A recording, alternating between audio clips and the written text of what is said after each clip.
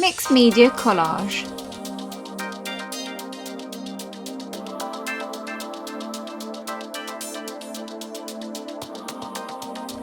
Here's a list of resources you might need.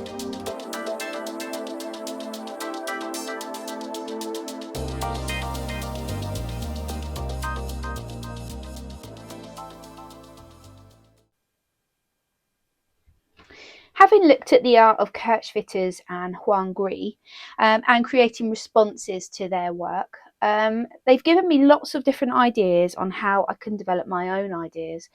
So what I'm going to do is I'm just going to get started with creating a basic collage, which I'm going to use as a surface to paint onto. So I'm taking some of the ideas from Kurt Schwitters in the way that he uses a lot of straight edges and different materials, as well as papers. And I'm taking from Huang Gui the idea of incorporating cubism to my work, and also looking at different angles, and also creating different textures as well. So I'm just going to get started by making my basic collage using all of the materials and media that I have done to create my responses.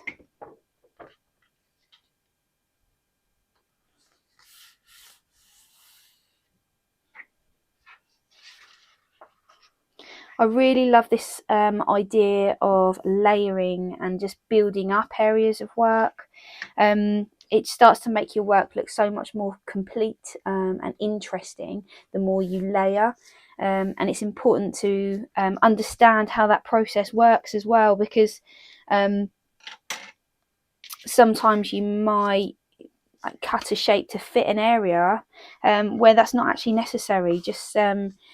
Just explore the papers, explore the different colours and the shapes, and just don't be afraid to layer, and don't be afraid of covering up any areas as well. Just get stuck in.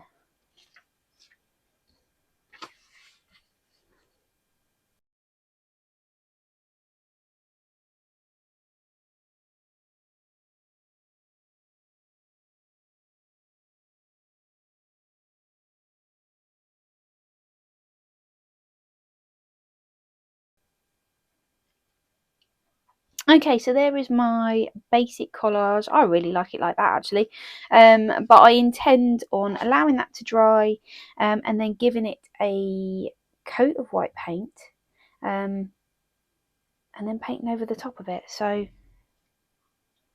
I'll show you what we're going to do with that later on.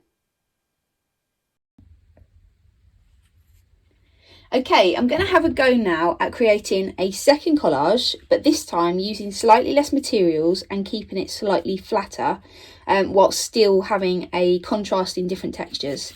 So I'll put that to one side, and then I'm going to just use a variety of different papers and just a little bit of canvas as well.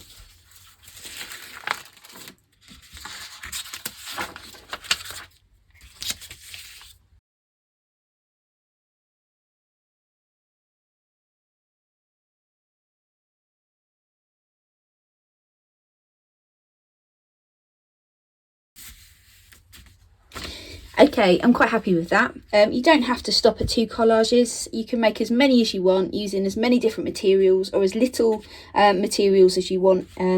Just experiment with using different textures.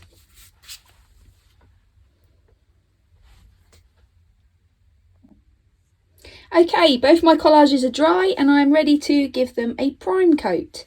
For this I am going to use just some white acrylic, some water and a nice wide brush. I'm going to start with the more textural of the 2 collages, and then I'm just going to water down some of my acrylic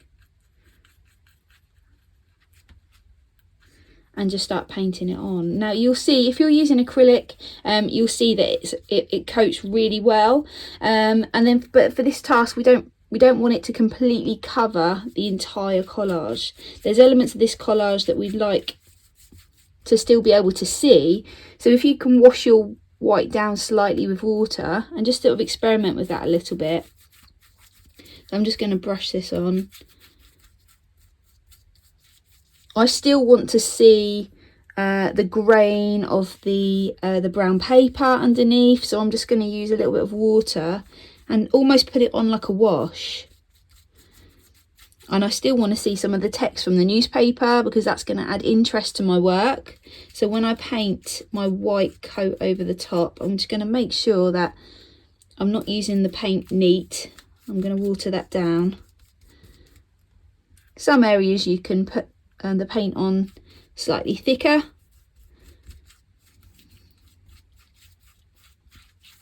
But we just want a nice neutral base to create our painting on top of.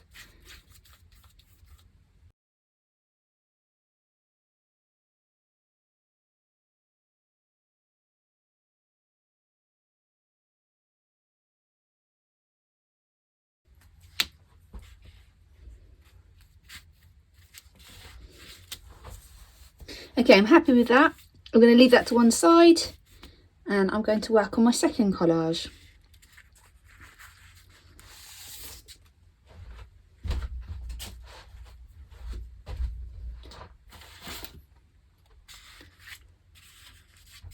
Okay, so again, I don't want to completely cover all of the text or any of the detail that's already there. They are in the background, so they're obviously not going to be a prominent feature of my my painting or my work. But I still want to have some evidence that they're there, creating a texture. So I'm going to water down my paint again, and then just paint a thin layer of white acrylic over the top, just to give a neutral background. You'll also notice the way that I applied the tissue paper to the background. I used glue on the background before I placed the tissue down, and then puckered it up a bit to create this crinkle effect rather than laying it flat. So even the way you apply your different materials, think about the way you're actually creating texture.